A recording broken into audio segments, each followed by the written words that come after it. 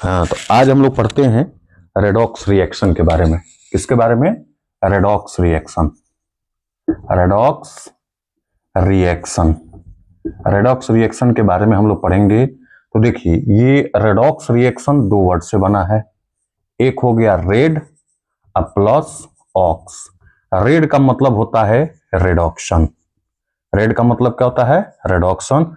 Aux का मतलब होता है ऑक्सीडेशन। ऑक्सीडेशन यानी किसी भी केमिकल रिएक्शन में अगर रिडक्शन होता है और ऑक्सीडेशन यानी बोथ रिएक्शन शो होते हैं तो उसको हम लोग क्या बोलते हैं? रेडॉक्स रिएक्शन बोलते हैं। Okay, redox reaction. अब रेडॉक्स रिएक्शन में क्या होता है?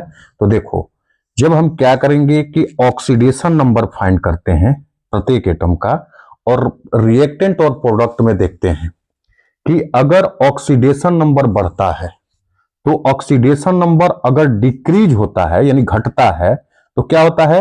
रेडॉक्शन होता है। क्या होता है? रेडॉक्शन। डिक्रीज होता है तो क्या होगा? रेडॉक्शन।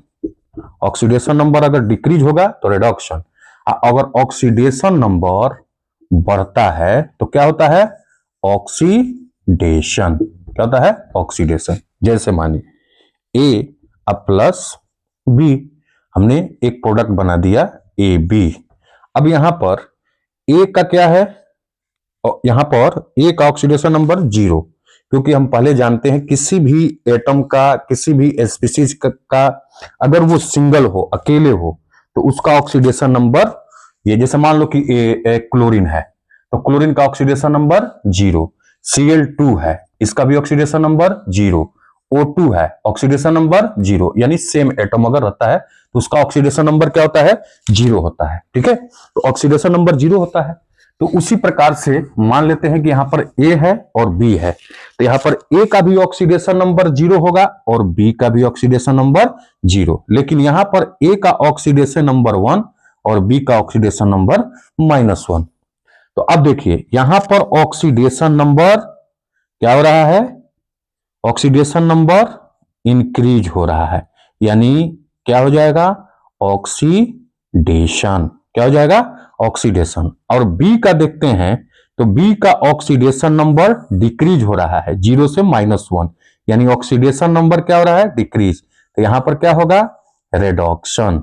जब हमको ये पता चल गया कि ऑक्सीडेशन और रेडॉक्शन, तो अब इसमें हम एक चीज टर्म जानेंगे कि ऑक्सीडाइज कौन हो रहा है?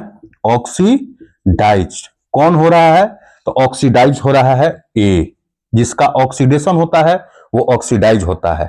और रिड्यूस्ड कौन हो रहा है? रिड्यूस कौन हो रहा है? जिसका रिडक्शन होता है वो होता है रिड्यूस्ड। तो देखो, ये ऑक्सीडेशन और रिडक्शन कैसे हमने जाना? जिसका ऑक्सीडेशन नंबर इंक्रीज हो रहा है, तो जिसका ऑक्सीडेशन नंबर इंक्रीज होगा वो ऑक्सीडेशन, जिसका ऑक्सीडेशन नंबर डिक्रीज होगा वो रिडक्शन। ठीक है, अब क्या होता है कि अब इससे हमको पता चलता है कि ऑक्सीडाइज कौन हो रहा है? तो ऑक्सीडाइज कौन हो रहा है? जहां पर ऑक्सीडेशन हो रहा है, जिसका ऑक्सीडेशन हो रहा है वो ऑक्सीडाइज होगा और जिसका रिडक्शन हो रहा है वो रिड्यूस्ड होगा। ये हम टर्म जान गए। अब आते हैं oxidizing agent. Oxidizing agent, oxidizing agent. अब इसमें पूछा जाता है कि ऑक्सीडाइजिंग एजेंट कौन होगा? तो जिसका रिडक्शन होगा वो ऑक्सीडाइजिंग एजेंट होगा, यानी रिडक्शन किसका हो रहा है? बी का। तो यहां पर क्या हो जाएगा? बी ऑक्सीडाइजिंग एजेंट हो जाएगा। और reducing agent, reducing agent, reducing agent कौन होगा? ए होगा। क्यों? जिसका ऑक्सीडेशन होगा वो रिड्यूसिंग एजेंट होगा। यानी अब ए तुम्हारा क्या हो गया? रिड्यूसिंग एजेंट और बी क्या हो गया? Oxidizing agent. समझ में आ गया? चार टर्म हमने देखा यहां पर कि जिसका ऑक्सीडेशन नंबर इंक्रीज होता है तो वो रिडक्शन, डिक्रीज होता है तो ऑक्सीडेशन नंबर इंक्रीज होता है तो ऑक्सीडेशन, ऑक्सीडेशन नंबर डिक्रीज होता है तो रिडक्शन, और ये पूरा रिएक्शन रेडॉक्स रिएक्शन कहलाएगा। इससे हमको क्या क्या जानकारी मिल रही है? ऑक्सीडाइज कौन हो रहा है? तो जिसका ऑक्सीडेशन होता है वो ऑक्सीडाइज होता है, जिसका रिडक्शन होता है वो रिड्यूस्ड होता है।